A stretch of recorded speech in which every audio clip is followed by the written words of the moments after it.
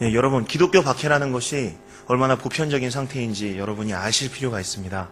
인류 역사상 기독교를 자유롭게 믿을 수 있었던 나라는 그다지 흔치 않아요. 그런데 문제는 기독교가 박해를 당한다고 해도 이렇게 한 나라에서 계속 박해를 받진 않아요. 이게 로마 제국 시대에 기독교 박해를 받던 사진인데, 로마 제국 때도 제국 내내 박해를 했던 게 아닙니다. 로마에서 박해를 하면 지방에선 괜찮고, 동부에서 박해를 하면 서부에선 괜찮고, 그러면서 특별히 10년간 심한 박해가 있었던 기간도 있고요. 특별히 한 6개월 박해가 있던 기간도 있고 그랬어요. 여러분, 아돌프 히틀러 때도 독일 교회가 박해를 받았지만 그것은 2, 3년 뿐입니다.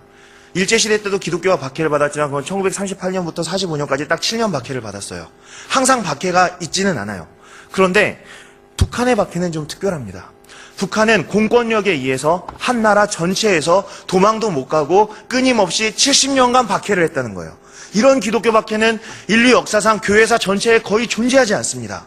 그래서 북한에는 40만의 지하교회 성도들이 있고 약 2만에서 3만 정도, 많이 잡으면 5만까지도 어떤 강제 수용소에서 기독교인들이 벌을 받고 있다는 것입니다. 많은 기독교인들이 이미 죽었습니다. 14,000명가량의 순교자가 지금 기록되어지고 있습니다. 그런데 어떻게 해서 북한은 이렇게 오랫동안 박해를 받는가? 하나님께서 왜 자기의 자녀들을 이렇게 오랫동안 박해를 받도록 허용하시는가? 거기에는 이유가 있습니다. 그것은 9월 9일에 일어났던 일들 때문입니다.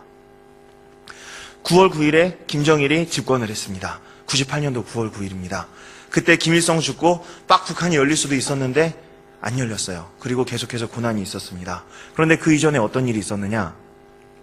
1958년도 9월 9일에 북한의 모든 교회가 공식적으로 폐쇄가 됩니다. 이 일로 인해서 김일성의 지령이 나오고 있어요. 공산주의 사회를 지향하는 우리는 개신교 및 천주교, 교회 집사 이상 모든 지도자들을 사형에 처했다. 이런 종교 신앙인들의 나쁜 습관을 고치는 유일한 방법은 그들을 죽이는 것밖에 없다. 1962년도 김일성 보위부 지침입니다. 9월 9일, 1958년도 9월 9일에 북한의 모든 교회는 폐쇄됩니다. 그럼 그 이전에 어떤 일이 있었느냐? 1948년도 9월 9일에 북한의 공산정권이 시작되었습니다.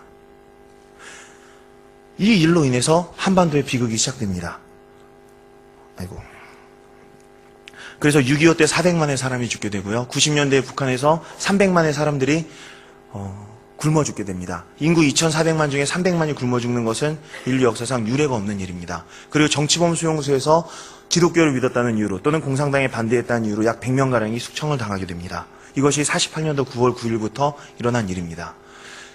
이 모든 것의 앞에 어떤 일이 있었느냐? 1938년도 9월 9일에 있었던 사건이 있습니다. 그것은 한국교회가 신사참배를 결의한 날이에요.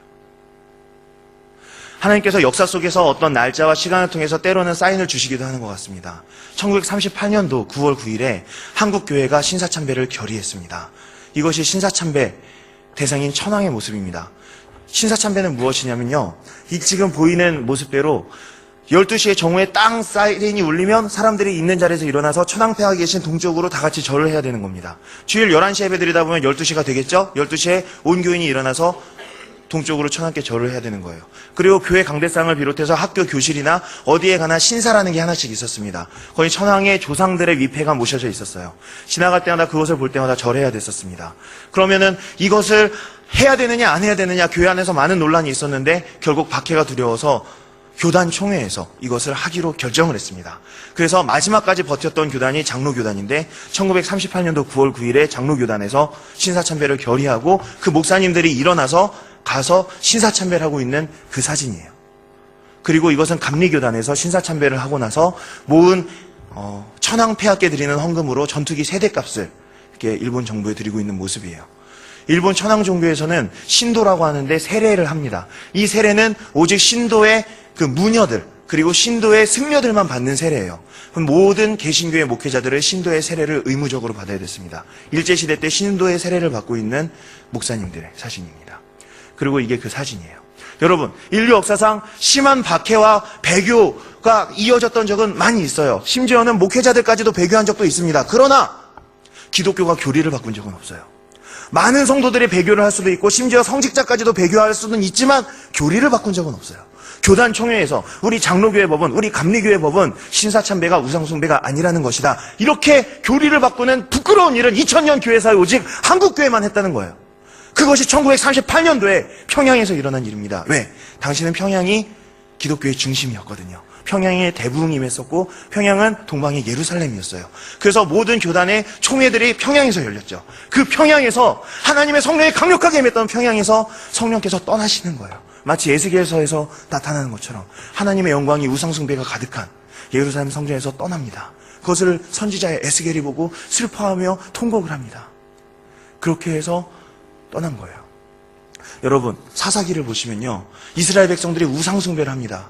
그러니까 하나님께서 그들을 우상을 섬길 수 있도록 정말 한번 배 터지게 우상을 숭배해봐라, 한번 신나게 우상을 숭배해봐라 해서 8년 동안 우상을 섬기는 메소포타미아의 노예가 되게 하십니다. 그리고 나중에 너무 불쌍하셔서 사사 온니엘을 보내서 구해주세요. 그게 첫 번째 사사입니다. 그랬는데도 그 사람들이 계속해서 우상 숭배를 하니까 그때마다 계속해서 다른 이방 민족에게 주다가 구해주는데 이게 점점 기간이 늘어나요. 나중에 드보라 때는 20년 박해를 받은 다음에 사사가 나타나요. 그래서 드보라가 구원합니다. 그리고 나중에는 40년 박해 받은 다음에 사사가 나타나요. 그게 삼손이에요. 그리고 나중에는 너무 우상숭배 심하게 하니까 하나님께서 바벨론에 갖다 팔아버리셨는데 그때가 70년입니다. 이렇게 해서 우상숭배를 하는 민족들에게 하나님께서 큰 오랜 기간 동안의 벌을 주세요. 그래서 우리가 북한의 고난은 단순하게 거룩하고 아름다운 북한 지하교회의 순교행전 이렇게 볼 수가 없는 거예요.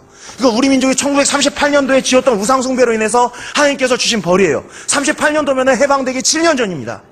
7년의 고난을 이기지 못해서 70년의 고난을 받게 되고 북한은 지금 우상을 숭배하는 나라가 된 것입니다.